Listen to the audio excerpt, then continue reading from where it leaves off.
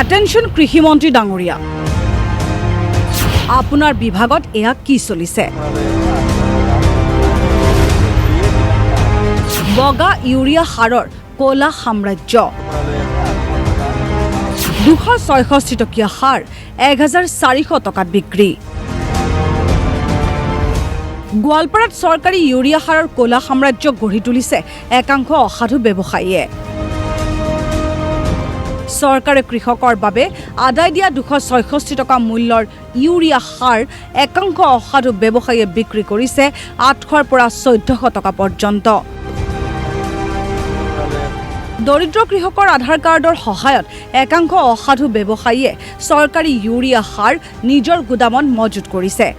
পিছত অধিক দামতো বিক্ৰী কৰিছে সেই ইউৰিয়া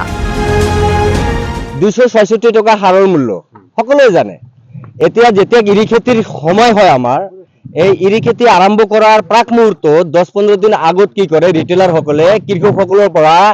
এই আধাৰ কাৰ্ডটো লৈ ফিংগাৰপ্ৰিন্ট লৈ উড্ডল মাৰি ষ্টক আনে হয়তো আপোনাৰ নামত 10টা আহিল 5টা আহিল ষ্টকটো বনালে উড্ডল মাৰি এনেকৈ ষ্টক মাৰি সাৰবিলাক আনি ষ্টকত ৰাখে পিছত যেতিয়া ইৰি খেতিত দিব দিয়ে ইৰি খেতিত সাৰ প্ৰয়োগৰ সময় হয় কৃষকে যেতিয়া কিনিবলৈ যায় তেতিয়া আকৌ কি কৰে 1200 1300 1400 টকাত 266 টকাত সাৰটো বিক্ৰী কৰে এতিয়া আমাৰ কবলৈ প্ৰশ্নৰ বিষয় এইটো যে এতিয়া আমি যেতিয়া দোকানীক প্ৰশ্ন কৰো যে আপোনালোকে 266 টকাৰ সাৰ কিয় 1000 1200 1100 1400 টকা লয় তেতিয়া কয় কি ওপৰ মহলৰ পৰা বুলি কয় ওপৰ মহলৰ পৰা দাম বাঢ়িছে এতিয়া ওপৰ মহল বুজতে আসলে কি ওপৰ মহল বুজতে হয় সৰকাৰ পক্ষ নহলে বিভাগীয় কৰ্তৃপক্ষ গৌৰনগৰ বজাৰৰ হাৰৰ দোকানী আব্দুল কাদেৰ ধুমেৰঘাট বজাৰৰ শাহজাহান মোল্লা আৰু ধুমেৰঘাট চাৰিআলিৰ আমিনুল ইছলামে 266 টকা মূল্যৰ ইউৰিয়া সাৰ 800 পৰা 1400 টকা পৰ্যন্ত বিক্ৰী কৰাৰ অভিযোগ যাৰ ফলত সাধাৰণ কৃষকৰ মাজত এতিয়া হাহাকাৰ পৰিস্থিতি 800 টাকা কিমান দিন আগত আনিছে এই যে 4 দিন আগত 4 দিন যেহেতু 266 টাকা 266 টাকাৰ হাৰ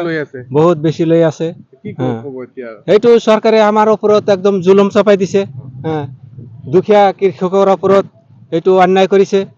এই অন্যায়ৰ আমি প্ৰতিবাদ কৰো এইটো সঠিক তদন্ত হ'ব লাগে গাইবান্ধাৰ পৰা